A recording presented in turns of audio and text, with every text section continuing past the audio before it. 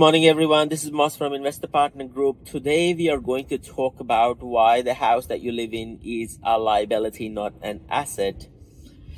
Keep tuning in. Just a very quick intro before we get into the topic. Moss from Investor Partner Group. I help create sustainable property portfolios without sacrificing lifestyle.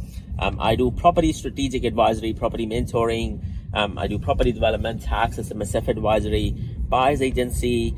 And so reach out to us if you are looking for strategic property advice, or if you're looking for our due diligence reports, do reach out to us again. We have a detailed due diligence report that we are giving out to people. And coming back to the topic very quickly. So the house that you're living in is truly a liability. It's not an asset. And so let's explore this a bit more as to what do I mean by this. Now, if you think about the true definition of asset, an asset is something that generates income to you or has an intangible asset nature of it, where a house is providing a roof over your head.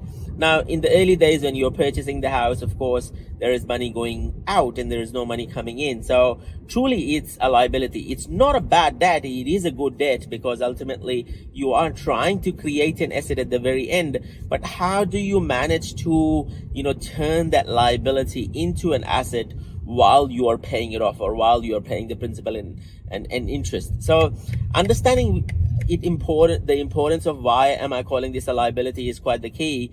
That a lot of people, what they tend to do is they tend to, spend 20 years, 15, 20, 30 years, in paying off these liabilities or these houses. And so naturally what they're doing is they're using their own disposable income and pushing it through their own house.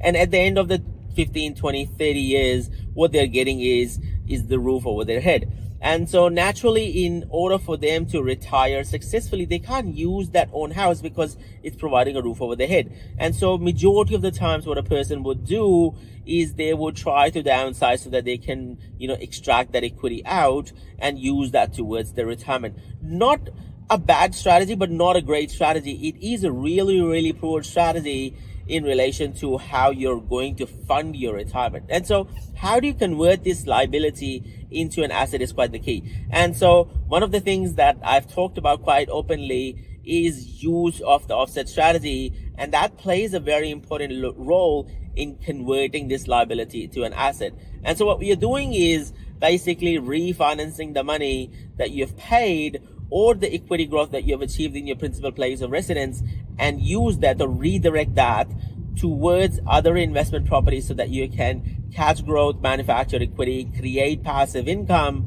so that either you can create a real estate business of your own on the side, or create a passive income and have a successful, peaceful, and a much more healthy retirement life.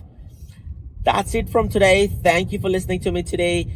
If you don't agree, or if you have a different thinking about the house that you're living in, and if you believe that that is an asset and not a liability, please do jump into the comments. Please do like, subscribe, and share if you do like our content.